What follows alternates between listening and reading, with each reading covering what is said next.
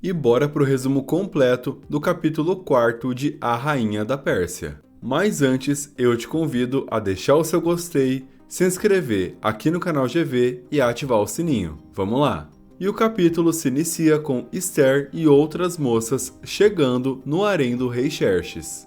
E algumas delas, inclusive, ficam tão empolgadas que já se auto-intitulam como concubinas. No entanto, a chegada dos servos do palácio acaba terminando com essa graça. E Hegai, o principal deles, dá um recado. Abre aspas. Esqueçam suas famílias, quem e o que foram até aqui.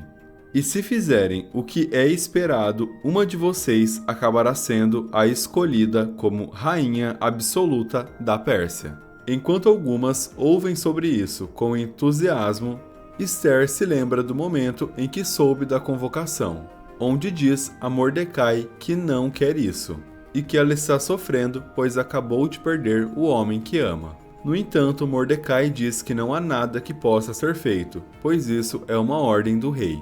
Vendo o sofrimento de sua filha de criação, Mordecai chega a sugerir casá-la para que assim ela consiga se livrar.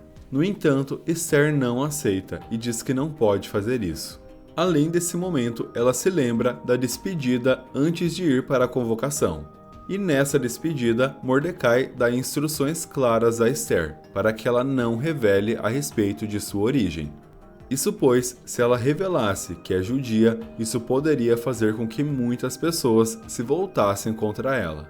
E então, nós vemos a primeira parte da seleção, onde um dos servos do palácio vê Esther ali e se agrada dela e a seleciona. Durante seu discurso, Hegai vai até a frente de Esther e se lembra dela. E a questiona a respeito de quem são seus pais, mas ela diz que é órfã e que foi criada por algumas pessoas. Uma das selecionadas tenta seduzir Hegai, e ele responde agradecendo-a, dizendo que essa atitude dela o fez se lembrar que todas precisarão passar por uma verificação para ver se elas de fato são virgens.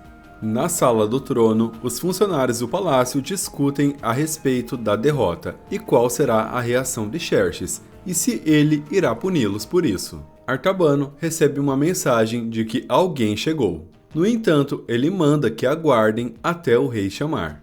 De maneira sorridente e otimista, Xerxes começa o seu discurso e diz que essa derrota não mudou nada, e faz uma promessa de que irá ajudar os governadores prejudicados. E completa dizendo que eles apenas adiaram a sua iminente vitória. Ouvindo as indagações do rei, um dos governadores o questiona como ele pode garantir isso, visto o que aconteceu. Xerxes se revolta e parte para cima do governador, o derrubando no chão, e discursa a todos a respeito de todo o seu poder, e diz que Artabano explicará melhor. Neste momento, voltamos no tempo e vemos uma conversa entre Artabano e Artemísia. E nessa conversa, Artabano se revolta com Artemísia, dizendo que Xerxes descobrirá que ela perdeu a mando de Amestres.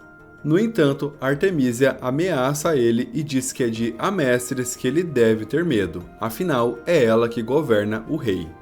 E quem ouve toda essa conversa e chega ali é Mardônio, general do rei. Ao ver que a verdade estava prestes a ser revelada, Artemísia se ajoelha no chão e começa a implorar perdão, dizendo que ela foi obrigada. Porém, de maneira traiçoeira, quando Mardônio vira as costas, Artemísia crava sua espada nele. E Artemísia então ordena que Arbânio se livre do corpo. Voltando ao presente na sala do trono, Arbânio diz a eles que neste momento o comandante está liderando o exército em uma missão especial. Na sala do trono, uma mensagem chega. Um dos soldados de Mardônio está ali para falar com o rei. E a mensagem é que o general Mardônio está morto. O rei então tenta acalmar a todos dizendo que ele não morreu em vão, e que a Pérsia precisa de homens corajosos. E aproveita o momento para apresentar a todos na sala do trono Amã, o homem que supostamente derrotou Leônidas e o trouxe à cabeça. Xerxes discursa dizendo que Amã, a partir daquele momento, receberá honras, e que ele morará na casa ao seu lado.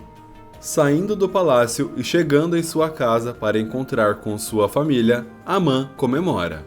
E um de seus filhos diz que quem diria que um judeuzinho seria a causa de tudo isso. Neste momento, mais uma vez o capítulo volta no passado para nos mostrar o que verdadeiramente aconteceu durante a batalha.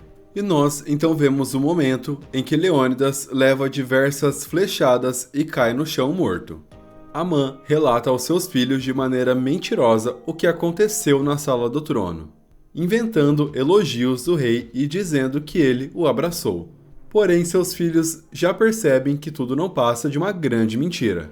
No palácio, Xerxes e seus oficiais discutem a respeito sobre qual será a função de Amã. Isso pois todos eles sabem que ele não passa de um grande idiota. E um deles sugere que Amã ocupe a função de baixo conselheiro, onde ele iria apenas algumas vezes à presença do rei.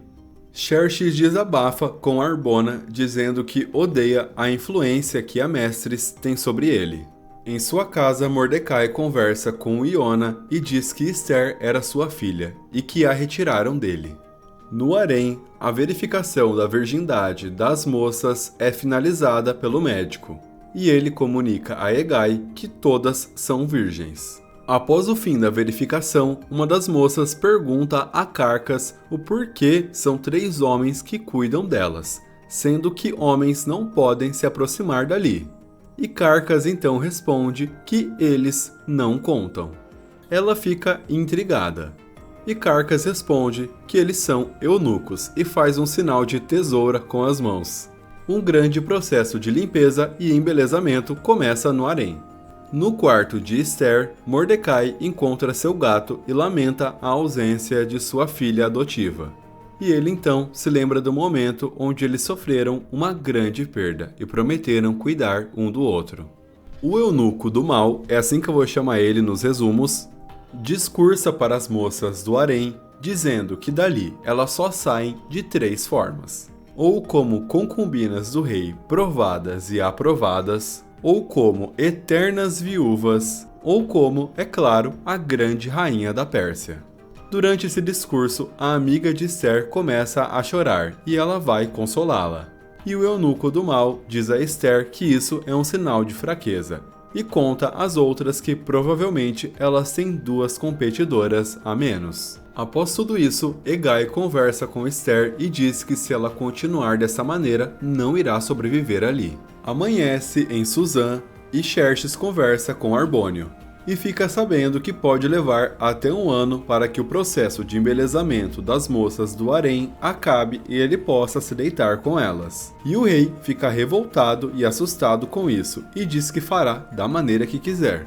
No harém, mais uma leva de candidatas chega. Hegai escolhe Ester para ir para o quarto principal, o que revolta a muitas outras. E Hegai diz que ela terá 7 moças para ajudá-la no processo de embelezamento. E quem também é escolhida para ir para esse quarto é Ariana. Após a escolha, Sasgás vai atrás de Hegai revoltado com a decisão que ele tomou, se perguntando o que ele viu de tão especial nela. E termina colocando Sasgás no lugar dele, afinal, Hegai é o líder dali. Anoitece em Suzã e uma reunião secreta acontece. E nessa reunião estão Sasgás, Amã e Artabano. E quem aparece ali é a rainha Artemis. E Artemis diz que isso significa que a partir de agora eles são seus aliados. E o capítulo se encerra com um momento tenso e de revelações, quando Ester, olhando um mapa de Jerusalém, é interrompida por Neemias. E eles então se revelam um ao outro. Mas um eunuco do palácio acaba entrando neste momento. E o eunuco então expulsa Neemias dali e vai até Ester e toma dela o mapa de Jerusalém de suas mãos. E a questiona por quanto tempo ela pensou que poderia esconder isso. E agora, será que Ester foi descoberta e agora sabem que ela é uma judia? Tudo isso e muito mais você vai descobrir no resumo do próximo capítulo aqui no canal GV. E se você gostou, eu te convido a deixar o seu gostei, se inscrever aqui no canal GV, ativar o sininho e compartilhar esse vídeo. Muito obrigado, um beijo e até a próxima!